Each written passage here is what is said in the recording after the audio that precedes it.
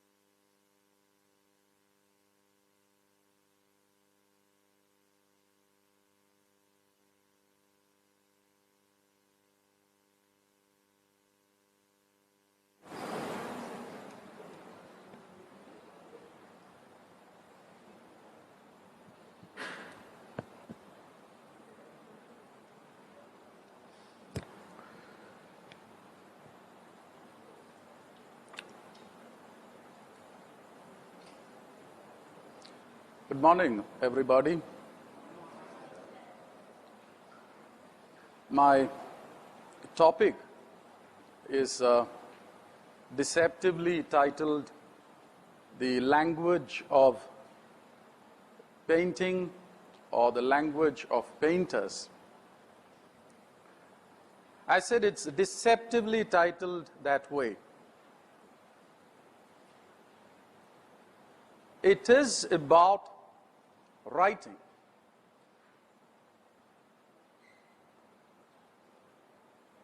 Writing today is taught in our classes by writing experts. And one lesson that the great masters teach their class, and from which we have a lot to learn, is how they emphasize the need to look at pictures and not the word. I shall even provoke this class by saying we write words and we don't communicate. Now, we have written plenty in our exams, and still our scores don't reflect that. But there are great writers who write just 5 lines. There are haikus of 3 lines, and they are tremendous communicators. The great haikus of Basho, They give you a great philosophy of life in just 3 lines. It's a fantastic revelation, a truth about this world in 3 lines. You and I have written essays of 500 words, 1,000 words, minimum 100-line essay, and still we are not great writers. That is because we have been speaking the language of words, or we have been word-centric in our thinking. What do I mean by this?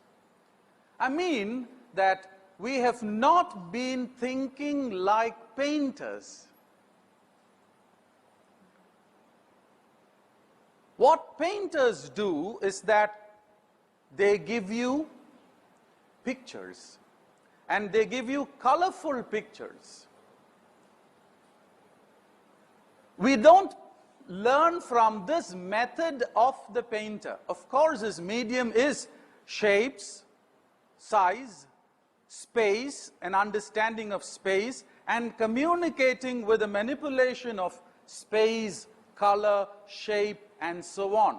Basically, this fine interplay between light and darkness.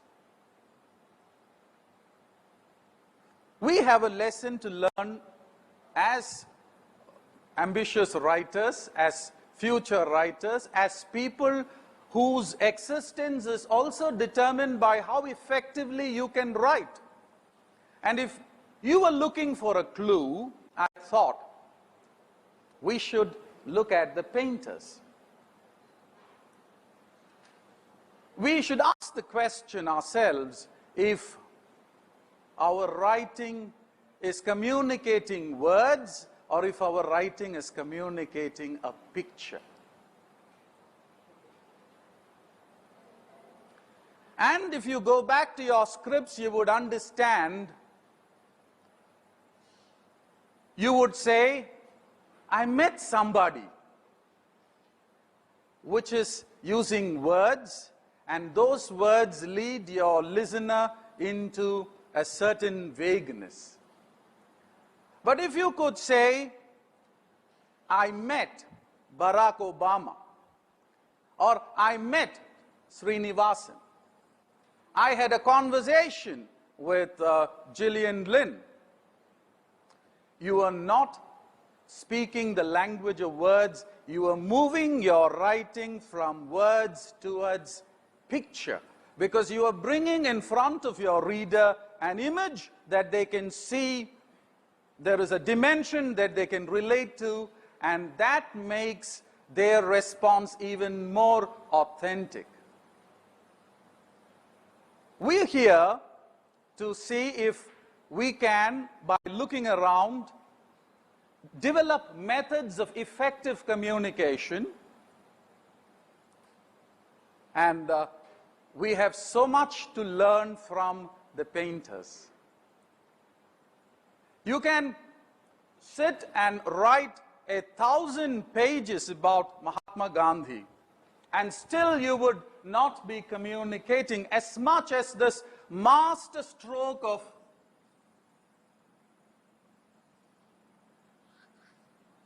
the greatness of this man was his simplicity, they say. You say it and then you have a stroke and that settles it. It's more effective than 1,000 words well considered. My talk is also alternatively titled A Bird, a Belt, and a Blade of Grass. This is for communicative effect. I've called it a bird, a belt, and a blade of grass. These are mnemonics to remember 3 fantastic books. I can only talk about books. And this class is also about 3 books. My first lecture on The Element was about Ken Robinson's The Element. My second exercise in this class with you was The Professional by Subreto Bakchi. And this class is about 3 books. I will earn my sleep tonight with this clear conscience that I have talked about 5 books with my group. I've done my job. Now, I'll start with the bird. This book about the bird is titled Jonathan Livingston Seagull. It is by an author called Richard Bach. I want you to know a little about the author, and then we can talk about this book. Richard Bach was an aviation expert, a fighter pilot, a person who has a lot of experience flying, hundreds of flying hours. And when he sat down to write, with a lot of concern for others, a motivational book which could change people's lives, he did not write about a fighter aircraft. He did not talk about very technical details like Mach speed and so on, 2 or 2 plus Mach and so on. He did not talk about the plane at all. He went on to catch a beautiful image, an image that could be his vehicle for communication.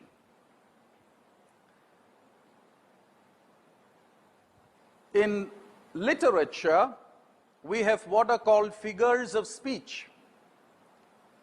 In Sanskrit literature, you call it Alankara Shastra.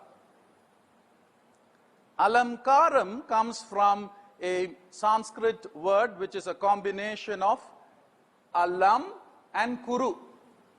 Alam actually means your ability to say enough, because alankaram is actually providing effect to whatever you are communicating. Let us say it's a very charming young lady and she is preparing for a marriage party. She should know at what point of time the amount of jasmine on her hair is enough. She can't have 1.5 kilos of jasmine strung on her hair. So it calls for a fine judgment to say enough. So great writers who have had some fine impact on their readers and listeners have had this capacity to say enough when the effect was just right. So hence alankaram, and its English counterpart is a figure of speech. And the most common figure of speech that we use for good effect is the metaphor. The metaphor, very different from the simile, which is easier to do. You can say, this place is as colorful as a bouquet, is a simile. But I met a bouquet of cheerful faces is a metaphor. Now, your ability to also handle the metaphor with comfort and ease is a measure of how much you are able to articulate and represent your ideas with clarity and effectiveness. And I thought, and if you look at a fine thinker like, say, I.A. Richards, a great Cambridge University scholar who in fact has started a whole school of language-based criticism, he has a 2-part division for the metaphor. He calls it, the 2 parts would be a tenor and a vehicle. So every metaphor that you use is interesting to your listener because there is a tenor for the image. There is a certain shape, a certain size, everybody likes it. And then there is a vehicle. It is good enough to carry the idea. So any metaphor, and when somebody says, be metaphorical in your language, he is basically suggesting that you would choose an image that will be good enough, which carries a good tone, and which is also effective in carrying your idea. A tenor and a vehicle. And this class, when I say the bird, the belt, and the blade of grass, they are 3 different metaphors. They are 3 different metaphors for the individual. And my first metaphor, courtesy Richard Bach, is the seagull. he chooses not the brightest bird. All of us know that in common usage, the gull is synonymous with a dull bird, with dullness, it's a credulous bird. It believes easily. It's a naive bird. You can trap it easily. Now, most of us living and walking the mean streets of this life are like gulls. And I thought, when Bach wanted to write about 4 people, he thought of the gull, Jonathan Livingston Seagull, and this is the story. Jonathan Livingston Seagull, like any average gull, is a very disappointed person because he does not have the speed to catch up with the other faster gulls and be early for the food that is there, and you don't have enough food available. So there are days when Jonathan Gull loses his good food for want of speed. He is not faster than the successful gulls who can reach the food, peck them, and clean them up. So he is disappointed. So the first need that arises in Jonathan Gull is, how do I become a faster gull so that I can have food? So he starts practicing and he becomes a fairly faster gull to be able to reach his food. Course of time, practice makes him slightly better. He is able to reach his food and be satisfied. But this is a gull which suddenly discovers that something has happened from within. Till yesterday, it was a dull gull with no good speed, but today its speed is faster, which means it discovers its own potential for renewal and regeneration. Now that gives it a new spark of thought, and that thought is, if growth is possible and if change is possible, then Jonathan Gull must start a new regimen of change. So Jonathan Gull then decides that if it takes the gull, the fastest gull, to be its role model, it is not going to develop beyond the community of the gulls. And it gets this fine thought, a spiritual thought, that all life is not about chasing food. Life is much larger and has potential for greater meaning than just your scramble for food. So Jonathan Gull then starts looking outside the community. This is out-of-the-box thinking. And it starts looking at the eagle. Because the eagle in the skies is like a master of flight. And then it starts observing the eagle. It starts making the eagle its mentor, the way Ekalavya made Dronacharya his mentor. In course of time, he would even exceed Arjuna. The highest compliment that Ekalavya could have got was Dronacharya requesting his thumb as Guru Dakshina. In that one moment, he establishes a superiority over Arjuna. The difference between school and self-suggestion and automatic training. So Jonathan Gull takes the eagle for its mentor and starts observing the eagle, the dynamics of the eagle when in flight, and soon starts practicing the flight of the eagle. In course of time, it is able to master all the principles of flight which comes automatically to the eagle, but should come with great effort and tremendous pain, physical pain, to a gull. But it still braves this threshold of pain and comes out successful. There comes a time when Jonathan Gull, with all his absorption and his application, is faster than even the eagle. It goes higher to a stage where it is able to even see flight as a philosophy, as a great learning. And it becomes the master which can provide the light about flight.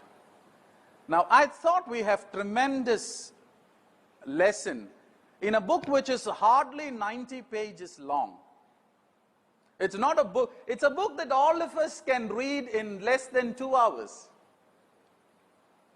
But an understanding of this book can last a lifetime. It can give you strength and food for a lifetime. This metaphor is my first metaphor for self-development. You will choose your mentor, understanding yourself. You will set your goal as to what will make you more satisfied in life. Atma Samtripti. The greatest satisfaction is when you can be satisfied in your own soul. There is a great American novel called Moby Dick by one of the greatest writers this world has seen, Herman Melville. Herman Melville sailed the great oceans to know so much about the sea, like Richard Bach, who knew so much about flight, that he went on to write one of the iconic novels of America called Moby Dick. And its central character is a whale hunter called Ahab. When people ask him, why do you hunt this whale when much of your effort seems futile? He says, it fetches me a premium here. We need to set goals which are not to satisfy your father, your mother, your teacher, your institute, but a goal that will fetch you a premium here. I thought Jonathan Livingston Seagull sets us well on that path. You can take off with this book. My second image is from an even more slender book.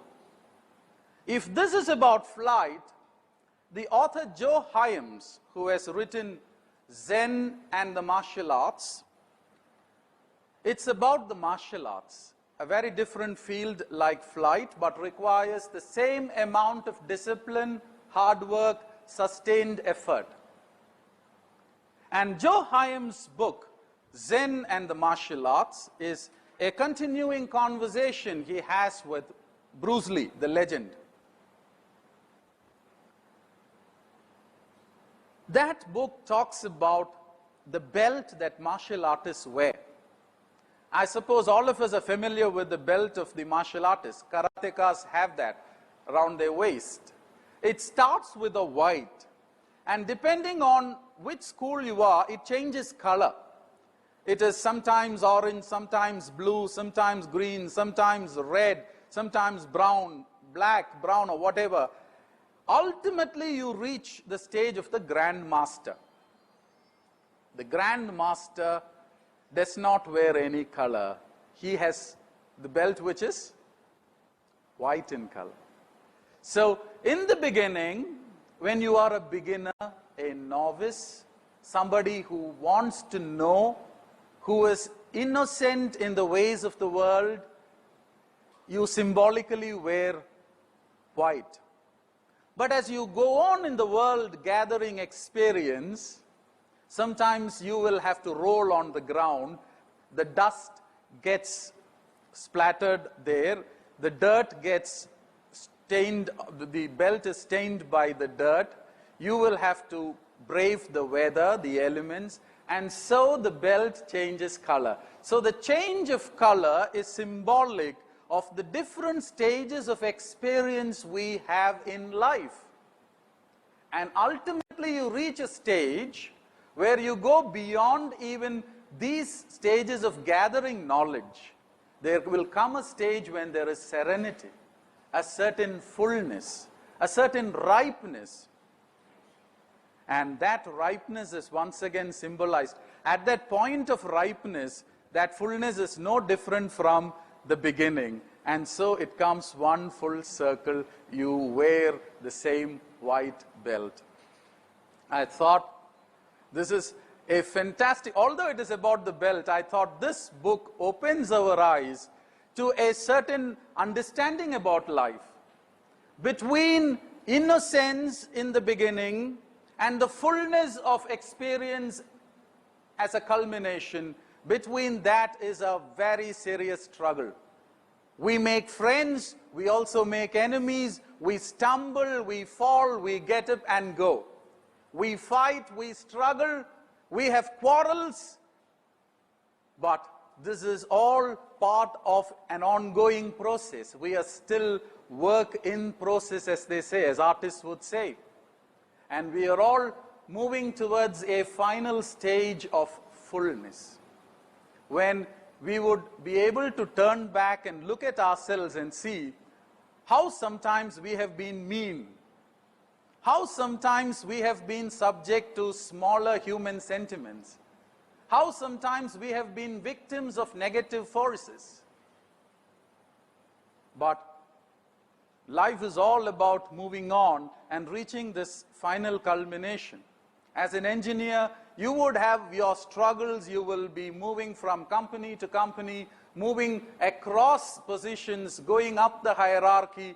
But finally, you will reach a point where, like Jonathan Seagull, a philosopher of flight, guiding the younger birds, like this Grand Master who chooses to finally wear white, you would be in a position to share your fine experience with the younger people in your field. And that is when you get your satisfaction of the soul. Struggle is all about the satisfaction of having small successes. But we will certainly be able to reach a stage where we would say that there should be a serenity in life, which gives us a larger peace. And that much about my second metaphor, which is the belt. I'll now move on to my third book, which I call A Blade of Grass. My first book, Jonathan Seagull, was written by Bach, who is an expert in aviation. The second book is by Joe Hyams, who is an expert in martial arts. And you would see that these gentlemen, when they write about life, they do not do extraordinary things or things outside their field of knowledge. They stay within their specialization and write honestly, sharing their experience from within the field. And that's why they are able to even reach out to people who are outside the field. So it is possible for an aviator to communicate across fields to all people. Somebody in management will find a lot of meaning there. A student in NIT would also benefit from a book like this, and that speaks for the universality. You also have a clue about how you could work. Stay within your field of specialization. Keep working within this field of specialization. Observe and see how much learning, how much insight you are able to gather from working within your field.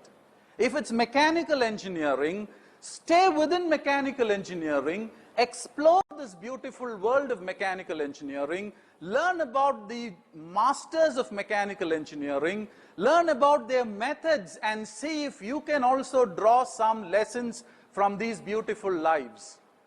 The same holds good for computer science, for civil engineering.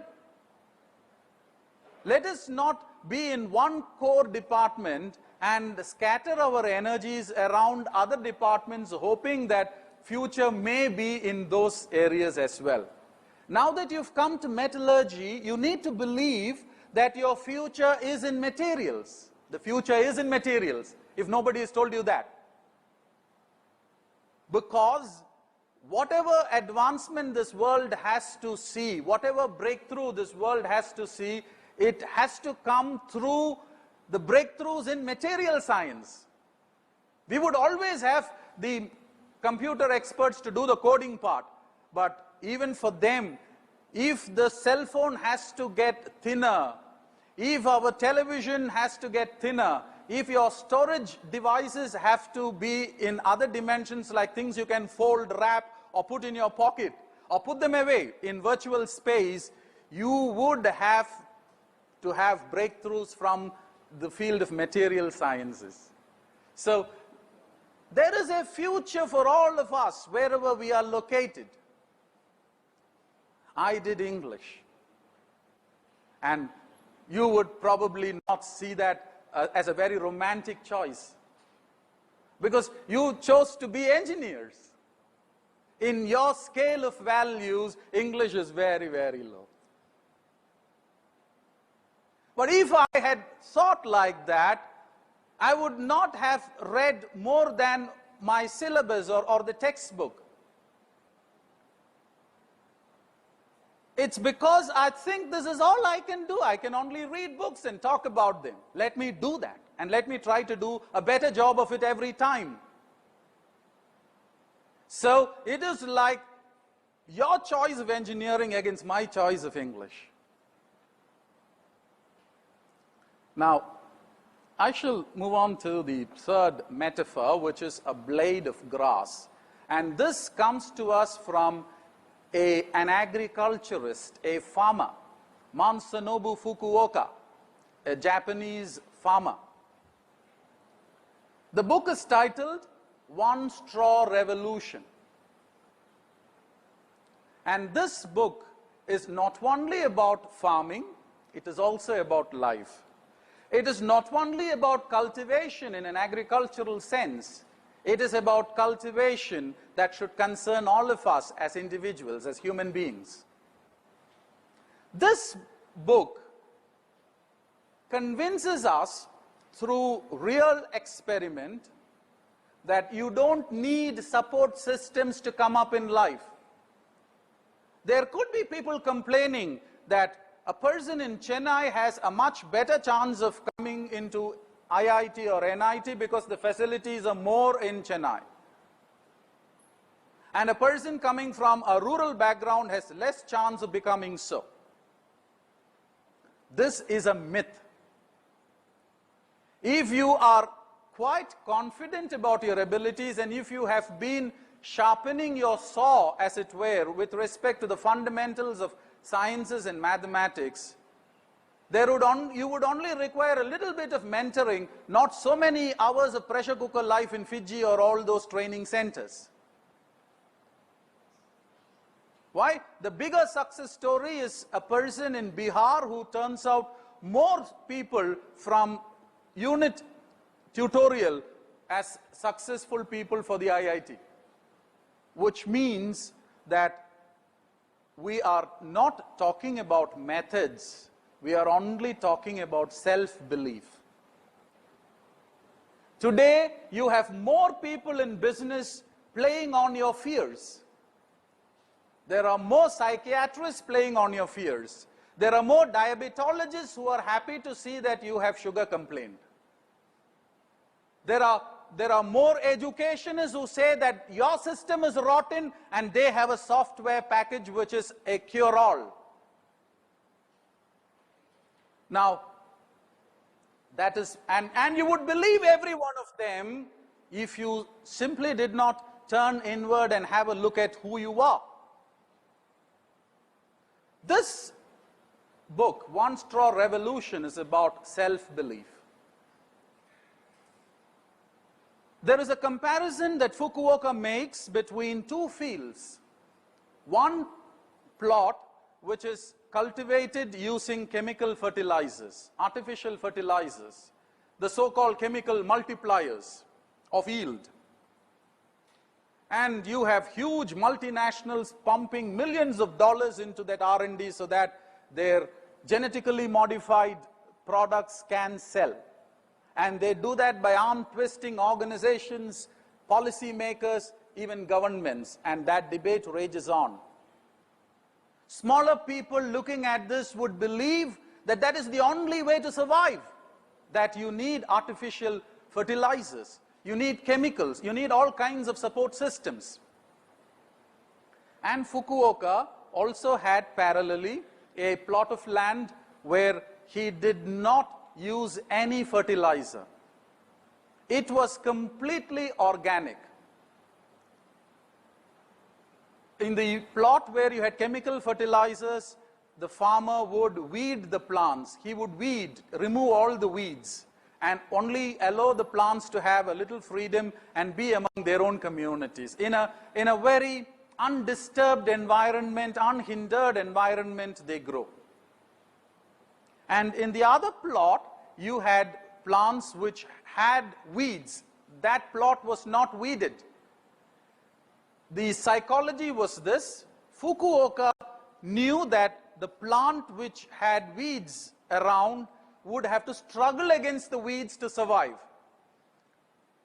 And he also saw that when the final yield came, the organic farm was sufficiently comparable to the farm with chemical fertilizers.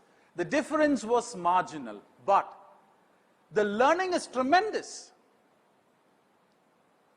Each plant did not look outward for external help, but started believing in its own capacity for survival. It started believing in its own resources to fight against the odds around. So the plants there did not wait for the farmer to remove the weeds. The plants decided to fight the weeds, compete with the weeds and survive. In the process, they also discovered the powers of struggle, the powers of resilience that was till that moment of time latent in them.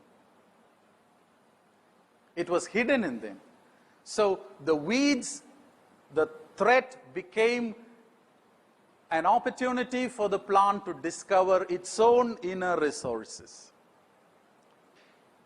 There is a great Welsh poet, a poet who made a big name in the world with his reading of poetry. In fact, poetry reading became a great trend in post-war England and America, thanks to Dylan Thomas.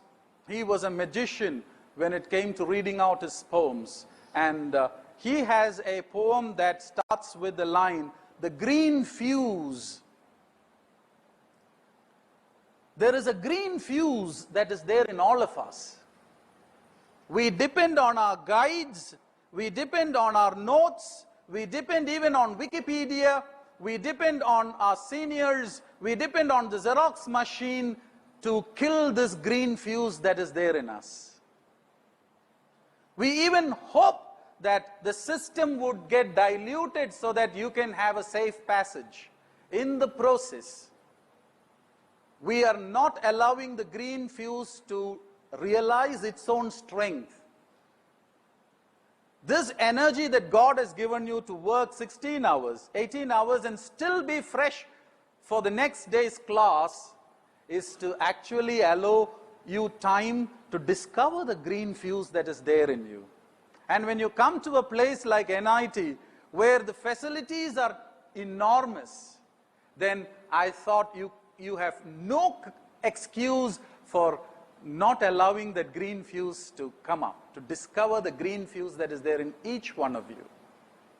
And when you see that and make contact with that essential you, that is when you begin your life in NIT. That is when you understand that this life can have a number of weeds from time to time, but your training here and your discovery of the green fuse would hold you in good stead. So, I have given you 3 books today. The first one, Jonathan Livingston Seagull. Take a flight from a sense of saying enough. We are gulls so long as we say this is enough. We start becoming eagles when we say that our goals are modest, we need to set our goals higher. And so we would have to change our mentors. And then your flight takes on a new dimension and a new momentum. The second one is to make us humble. You could be in NIT, but then there are still people like you in IIT. And there are more people like you in MIT. And I'm talking about the Massachusetts Institute of Technology. And they are all like us, which means let us wear the white belt to start with. And let us accept our state as what God has given us for this moment of time in history, And let's accept this reality. And we will move through this motion with a spirit of acceptance. Be open to whatever comes your way. It could be a weed, it could be a hindrance, it could be a challenge, accept it. Small setbacks, fine. Perhaps God has created that for you to learn a new lesson. So the belt would change its color. You will be wearing now white, but when the classes begin and you move from semester to semester, it would change color from blue to orange or whatever. And in the final year, after a placement, you would have the high of wearing a grandmaster's, maybe, a 10-degree Dan black belt or whatever. But there is life beyond that. When you go to your first placement job, then the grandmaster is taught another lesson in humility. He has to start all over again, from the floor up. Now, let us accept this belt as a guiding image, a metaphor for our own lives. And the third one is, you don't need help from outside. The good God who has brought you here has given you enough energy and resources for you to fight your battle yourselves. If your purpose is clear, believe me, destiny would bring the right kind of people to help you. That is about staying connected in this world, but that's also the beautiful thing about this world. We will always be able to discover this green fuse and survive. On this positive note, thank you for this great opportunity, and my class comes to an end. Thank you.